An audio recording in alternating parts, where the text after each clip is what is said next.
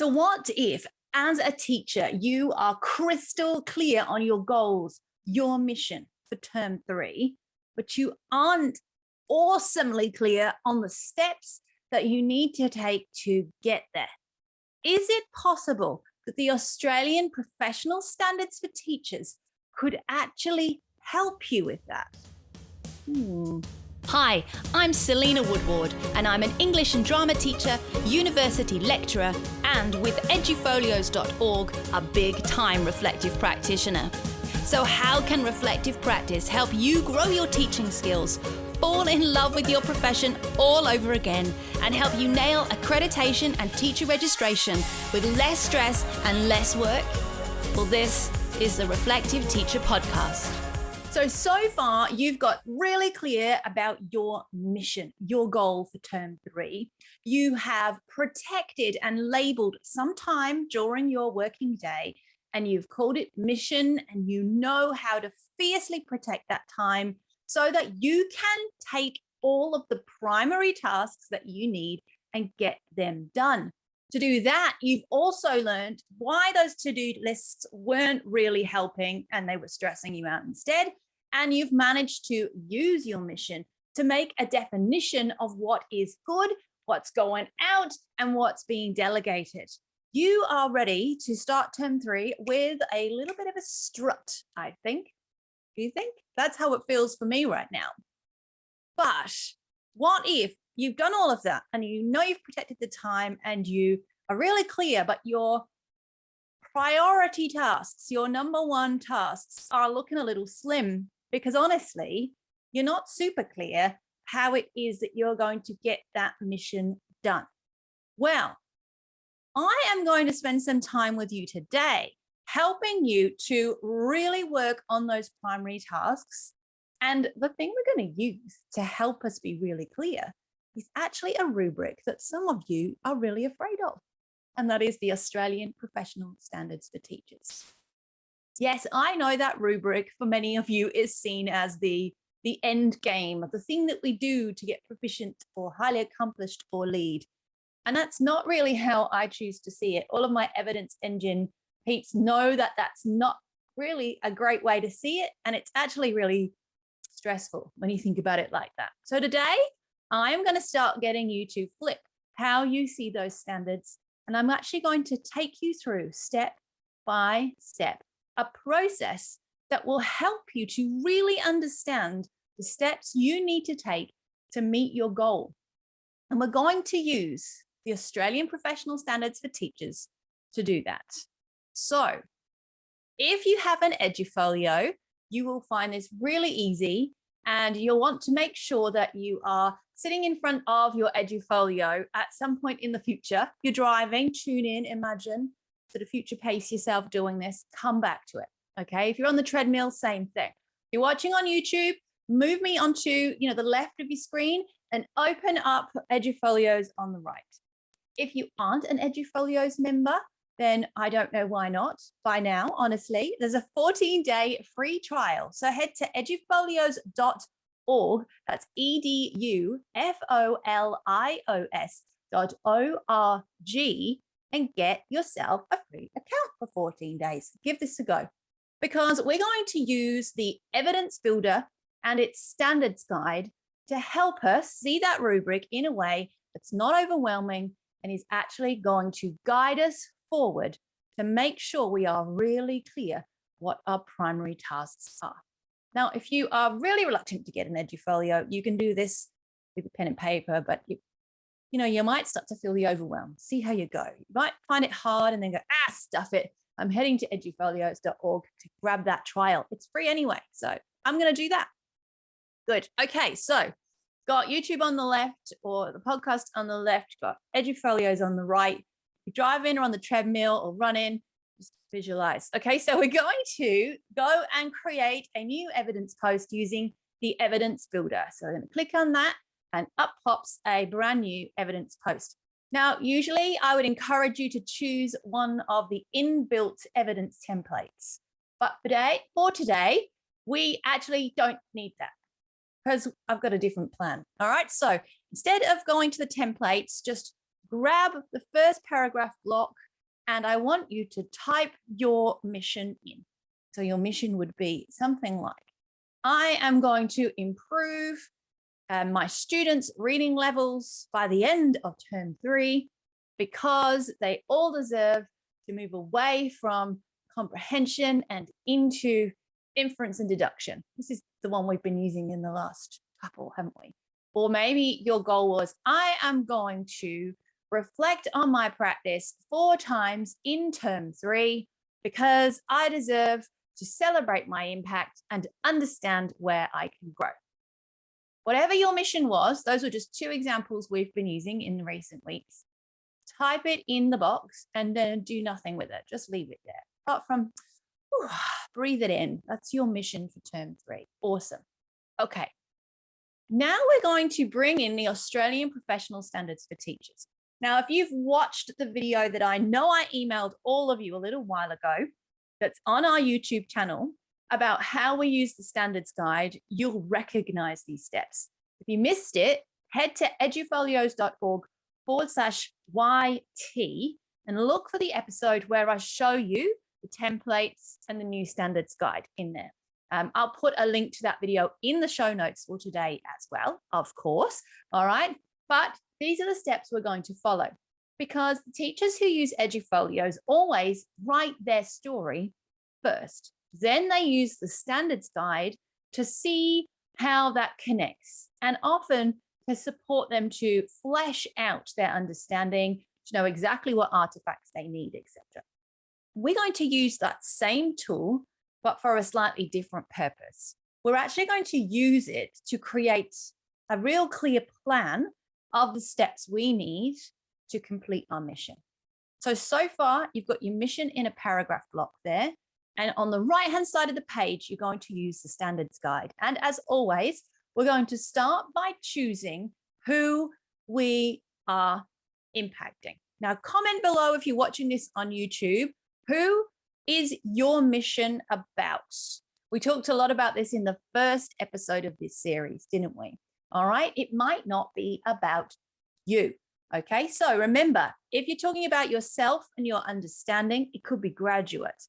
If you're talking about your students, proficient, colleagues, HA, sometimes your students and colleagues at HA, and lead, colleagues, students, and your site. Okay, so if your goal is to review the school improvement plan and create working parties in this area because it's very lead, my friends, policies, the site-wide influence. Okay, choose the career stage, choose the hero using the standards guide. Now, if you are writing something about reflecting on your practice for accreditation, I want you to consider selecting the career stage at the level you would be applying for accreditation. So if you're doing GTPA, graduate. If you're doing proficiency or full rego, as we call it here in South Australia, proficient, and so on. And let's see that, start there.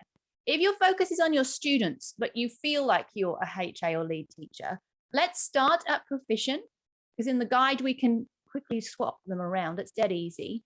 And then if that feels too easy, you can always change it to HA. Okay, let's do that. Got it? Deal. All right. Have you selected your hero, the who you are impacting? Great. So what Edufolios has done now is it's narrowed down the 148 focus areas to 37. 37 potential things that could be part of your plan for this mission.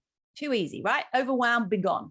Right. Next, we are going to think about what the subject of your mission might be. So in the Edufolios standard guide, you're going to go to the next question and you're going to answer, what is showing up. And there are 7 options, which of course relate to the 7 standards. So again, if your focus in your goal was reading levels, then there are going to be multiple standards that you will be able to pull steps or access points or primary tasks for you to achieve this mission.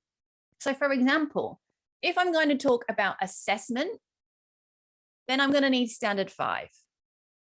Why did I say assessment? Well, I'm talking about improving a reading goal, a reading level, a reading age, whatever that was. That's going to require some assessment. So immediately my brain went standard 5. So if I'm in the Edufolios guide, I'm going to drop that one down and choose assessment and reporting. Now Edufolios has narrowed down the 148 focus areas down to 5 because it's standard 5. Okay, so whichever one you pick, Edufolios is narrowing it down so we do not get overwhelmed. All right, we're not going to get overwhelmed. So when I'm in standard 5, I'm immediately going to look at probably 5.1 because that one reminds me that if I'm going to measure progress in a score, I'm going to need to use, create, or design, create, and probably use different assessment strategies. So immediately I'm reminded that one assessment may not give me enough data. So I'm going to write in a paragraph underneath step 1, 5.1, I need to make sure that I have assessed these kids in a couple of different ways. And then I'm going to encourage you to copy and paste the language from the focus area and pop it in that paragraph.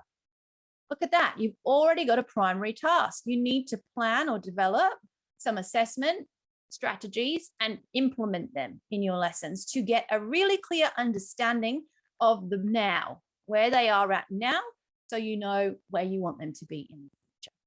That's 5.1. There's also another standard 5.1 here as well, and that's 5.5. 5.5 talks about using the data that we got from that assessment, those formative, informal, formative, summative assessments, to then make a plan to change and modify our lessons. Maybe we're going to differentiate with that. Oh, standard 4. Calm down, Selena. Come on. Maybe to differentiate, or maybe to do some interventions with our SSOs, standard 6 and 7. And you see what's starting to happen here? You now have 2 things from standard 5 that you know are going to be primary tasks for evaluating where your kids are at and making a plan. Oh, this could be a really great evidence piece later on. All right. I want everybody to do this. You're going to answer the question of what you're covering. Is it the content, standard 1? Is it knowing how to plan? Is it policies and behavior management, standard 4? What if you've picked one, like we said earlier, about reflecting on your practice 4 times in term 3 so that you can understand your strengths and celebrate them and also identify your growth spots? Well, you need to start with standard 6 would be my guess. All right. So you've picked probably, I would go with whichever career stage it is. Remember that you are wanting to reflect at for this one. And then you're going to choose standard 6 to start with. So in standard 6, we've obviously got 6.2, which is professional development, which is what you're doing. And in 6.2, the standards ask you questions, really. If you look at that color coded, it's asking you to identify what PD do you need. Okay. So this is a great opportunity to look at your mission, your goal, and go, right, what do I need? So in order to reflect 4 times this term, do I need to go and do the teacher portfolio bootcamp that's completely free inside Edufolios? Is that something you need to do? Do I really want to get a deeper understanding of evidence creation? So I actually want to join Evidence Engine in the upcoming cohort. Could come on the wait list. We're not launching yet, but we're not far away. So if you want to do Evidence Engine, I'll tell you how later. Do you need to go and do the PD in your jurisdiction for highly accomplished or lead so that you've got an understanding of what that is? 6.2 is going to prompt you to remember to identify what you need to learn, what you need to develop in order to meet your goal. So it might be that in mission time, you're spending some time, as I say, in the teacher portfolio bootcamp. You're spending some time having enrolled in the Evidence Engine, which you'll be able to do this term, and starting to work your way through that. Perhaps you're going to make sure that you book yourself in to a webinar or a course on HA or lead. Whatever it is, make a note in a paragraph underneath your mission. You've got some primary tasks. Another one in standard 6 is the one that requests that you understand what the teaching standards reveal. about you as a practitioner. So maybe from that, you can decide that one of the things you're going to do is make sure you pull a heat map using Edufolios of your previous posts, if you've got some, so that you understand which focus areas you need to work on.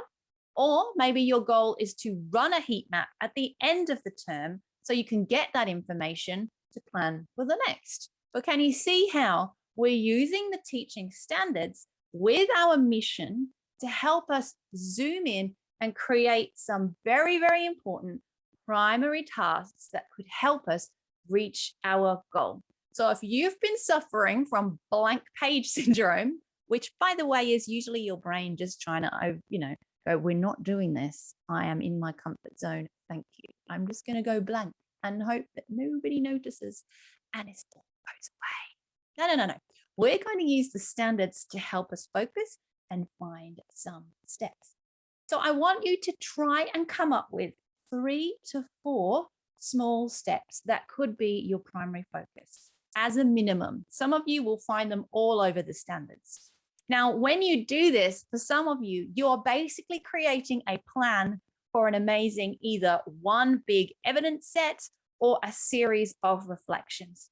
Each one of these actions, these steps that you take, form part of your journey to creating that impact. It's your mission, right?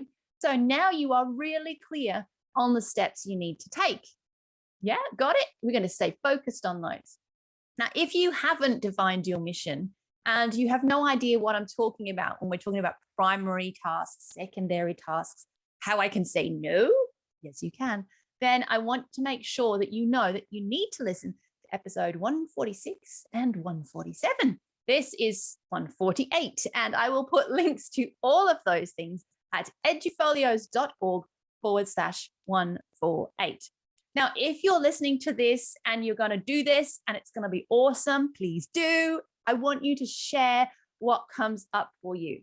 If you come to the YouTube channel, you can find us at edufolios.org/YT. You can find the video version, hello there, and you can add in the comments below a link to your reflection or a reflection on what happened. Share it with us. What did this do to help clarify your mission? And are you surprised? Has this helped you to understand how you can use the teaching standards a little differently? All of my school leaders who work with Edufolios at their site, is this something, this series, these 3 15-minute episodes that we've done that you can use in staff meetings to create a little bit of momentum behind reflection in term 3? Is this something you could use as part of creating professional development goals? Have a think about that. Lead teachers, here's an opportunity for you too. Next week, I'm really excited to be joined by Sarah Birrell, who's going to be sharing her journey at her site, Manly Vale Primary School in New South Wales. It's a fantastic celebration of educators working together towards highly accomplished, lead and proficient in a big, beautiful group. They are amazing over there. She's going to share what she's been up to and what her tips are to help you do exactly the same thing. So tune in next week to hear that and to celebrate all of the great work that's going on up there in New South Wales. That's it for this week. Do not forget to share your links and give us a comment over at edufolios.org/YT. And I'll see you this time next week for another episode of the Reflective Teacher Podcast. Take care.